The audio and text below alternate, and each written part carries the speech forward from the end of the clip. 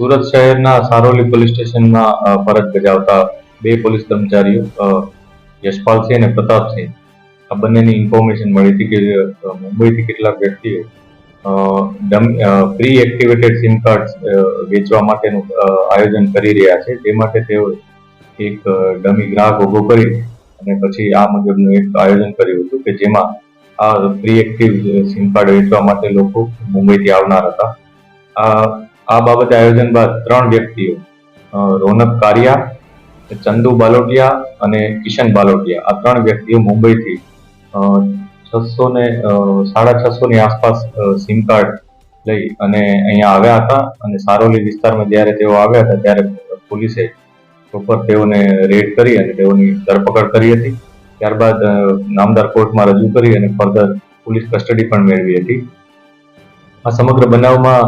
પોલીસે 68,000નો મુદ્દામાલ જપ્ત કર્યો છે, જેમાં 5 મોબાઈલ્સ છે અને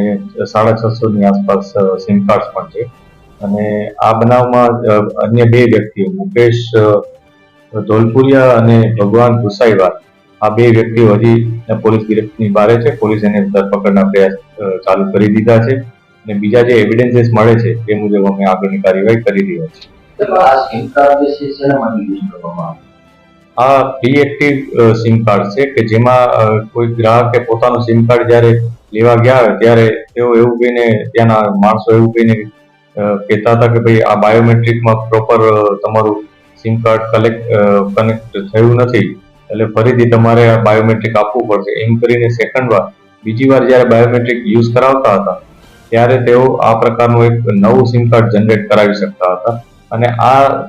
સિમ કાર્ડને પ્રી એક્ટિવ કરી અને તેઓ અન્ય કોઈ પણ વ્યક્તિઓ કે જે લોકોને કોઈ પણ કારણસર કે જેમાં પોતાની આઈડેન્ટિટી છુપાવવી હોય અથવા અન્ય કોઈ પણ કારણસર આવા પ્રકારના સિમ કાર્ડ જેને યુઝ કરવા હોય તેને તેઓ વેચતા હતા અને આની કિંમત પણ તેઓ નોર્મલ કરતા વધારે જનરલી રાખતા હોય છે.